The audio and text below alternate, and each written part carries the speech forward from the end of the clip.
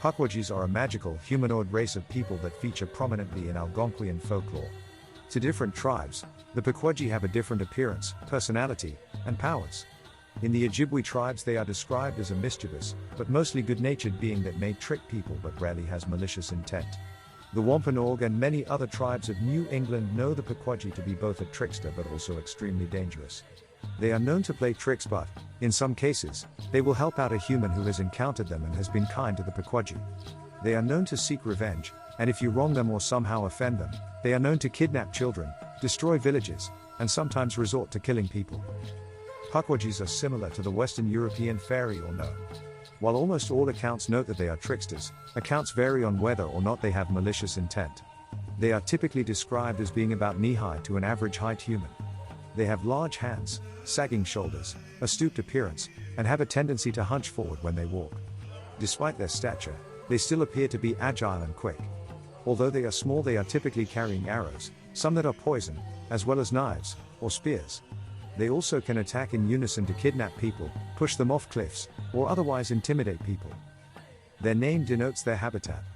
Pukwudgie translates directly to person of the wilderness, and they are often revered and respected as protectors or spirits of the forest. They are also known to have special powers. These powers vary depending on the tribe speaking about Pukwudgie lore, but they usually include the ability to become invisible, confuse people, shapeshift, and bring harm to people simply through their gaze. Native Americans believe that if you were to cross the path of a Pukwudgie, you should avoid it as much as possible, and not interact with the being at all. In Native American lore, Pukwudgies have the following traits and abilities. To appear and disappear at will. To transform into a walking porcupine, it looks like a porcupine from the back, and the front is half troll, half human and walks upright. To attack people and lure them to their deaths. They are able to use magic. They have poison arrows. They can create fire at will. Pukwudgies control Tepehuancas, which are believed to be the souls of Native Americans they have killed. The Wampanoag legend of the Pukwudgie is particularly interesting. It has a connection to Morshop, the creation giant who is believed to have created the land which is now Cape Cod. He was a beloved god, and the Wampanoag people often felt they were blessed and especially taken care of by Morshop. The Pukwudgies felt forgotten and tried to help out the Wampanoag people so the Pukwudgies could be as revered as Morshop. However, their efforts often backfired, or their tricksy nature got the best of them, and the Wampanoag people were not, at the time, grateful for them. Sensing that they would never be as beloved as Morshop, the Pukwudgies decided to fire back. They became more and more malevolent. They played tricks, scared Wampanoag people, and did nothing to improve their daily lives. One day the Wampanoag were fed up with a feud and decided to visit Granny Squannet, Morshop's wife, for guidance. Morshop, on his wife's orders, collected up as many Pukwudgies as he could and flung them all around the area, from New England to the Great Lakes and even as far south as Delaware. He hoped this would lessen their power, and if they were more spread out it would be harder for them to have such a big impact on humans' lives. Satisfied but exhausted from the work, Morshop and his wife took a short sabbatical. However, during this time the Pukwudgies snuck back to Massachusetts. Infuriated that the Wampanoag were behind their scattering, they elevated their attacks on them. Instead of just being nuisances and tricksters, the Pukwudgies began stealing children, burning villages, leading those lost in the woods to their deaths, and other horrible misdeeds. Morshop was aware of this but did not want to fully return yet, so he sent his 5 sons to fix the Pukwudgie problem. However, his sons were not a match for the Pukwudgies, and they tricked them, ensnared them and killed all 5 of them. Morshop and Granny Squannet were furious over their sons' deaths, and they attacked and killed as many Pukwudgies as they could. However, many escaped to the lands of New England. Many still survive to this day, and, according to some stories, a group of Pukwudgies overwhelmed Morshop and killed him.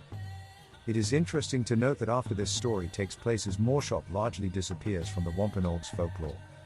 The folklore of the Pukwudgie is included in the Song of Hiawatha, an epic poem by Henry Wadsworth Longfellow published in 1855. It includes a brief section on Pukwudgies. Far and wide among the nations spread the name and fame of Kwasine. No man dared to strive with Kwasine. No man could compete with Kwasine. But the mischievous Pukwudgies, they the envious little people, they the fairies and the pygmies, plotted and conspired against him. Eyewitness accounts of the Pukwudgies and their deeds, both good and bad, have been around for centuries. Although running into a Pukwudgie is always a scary situation because of their power and capricious nature, the Pukwudgies are unpredictable, and it is important to be wary of them and their intentions. One of the areas with the most activity is in Freetown Fall River State Forest in Massachusetts. It is on this land that a 227-acre Watuppa reservation is located. This reservation belongs to the Wampanoag Nation. Due to sightings of Pukwudgies reported in the Freetown Fall River State Forest, the forest rangers have put up a Pukwudgie crossing sign. Although this may be in jest, it does reflect the large number of calls, stories, and experiences with Pukwudgies that emerge from this area. One of the most famous encounters occurred in the forest. A local named Mary was walking her dog along a path in the forest, something she had done many times before. Without warning, her dog began running excitedly off the path and into the forest. When the dog finally stopped running and Mary caught her breath, she raised her head and found herself face to face with a small, humanoid creature. According to Mary, the being was roughly 2 feet tall, with pale gray skin and short, stocky legs. It had large lips, a canine-like nose, and a human-like face. The creature did not make a move towards Mary and her dog. Mary stared at the creature, frozen in fear. Soon her dog began pulling her back towards the path, and Mary followed behind. Unsettled by this strange and unexplainable experience, Mary tried to forget about it. However, this did not seem to make the Pukwudgie very happy. Later that night, and for a number of weeks, the creature would appear at Mary's bedroom window in the middle of the night and wake her up. The Pukwudgie crave human interaction, but on its own terms. It wants to be accepted and helpful to humans, but this rarely happens. The Pukwudgie seems to always resort to violence in the end.